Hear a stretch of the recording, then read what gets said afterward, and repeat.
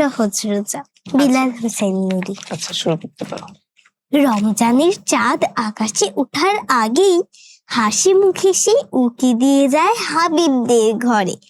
কয়েকদিন আগ থেকে সবার মধ্যে সে কি সাজ সাজ রব, কি ছোট কি বড়, সবাই দিন গুনতে থাকে কখন আসবে রমজান। এ যেন ঈদের আগেই আরেক ঈদ।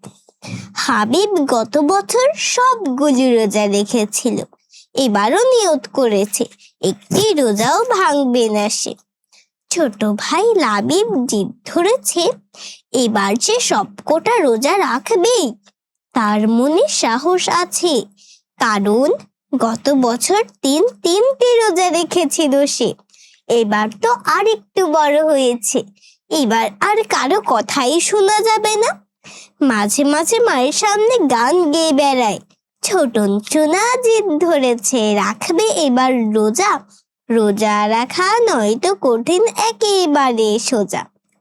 নিষেধ করাই মায়ের কাছে প্রশ্ন ছুড়ে দিল, গত বছর 3টি রোজা কেমন করে রেখেছিল, এবার তো অনেক বড়, বইতে পারে বোঝা। রমজানের 9ম দিন সেহরির সময় মসজিদ থেকে ভেসে আসছে মাইকের শব্দ, কিন্তু হাবিব তো আজ আর বিছানা ছেড়ে উঠতেই পারছে না।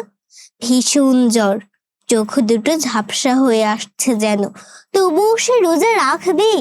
একটি রোজাও যদি বাদ পড়ে তাহলে সারা বছর তার মন খারাপ থাকবে। মা কপালে হাত রাখলেন, বললেন, হতাশ হইও না বাবা, কিছু মানুষকে আল্লাহ ছাড় দিয়েছেন, রমজানের পর রোজা রাখলেও তারা সমান সওয়াব পাবে। তারা কারা? হাবিব চমকে উঠল।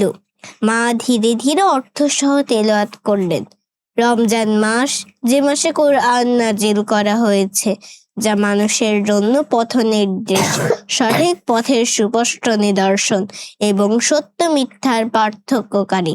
অতএব তোমাদের মধ্যে যে মাস পাবে সে যেন এতে রোজা রাখে, আর যে অসুস্থ বা সফরে আছে সে অন্য দিনগুলিতে সংখ্যা পূরণ করবে।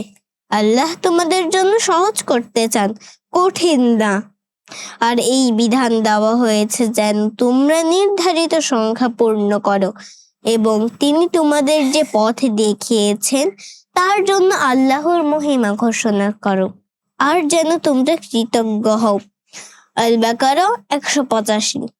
হাবিবের ঠোঁটে হাসির রেখা ফুটে উঠল, বাঁকা চাঁদের মতোই। বাদ পড়া রোজা সে পরেও রাখতে পারবে, এটা ভাবতেই কি যে ভালো লাগছে তার। মৃদু কণ্ঠেই শুধু বারবার বলতে লাগলো, আলহামদুলিল্লাহ।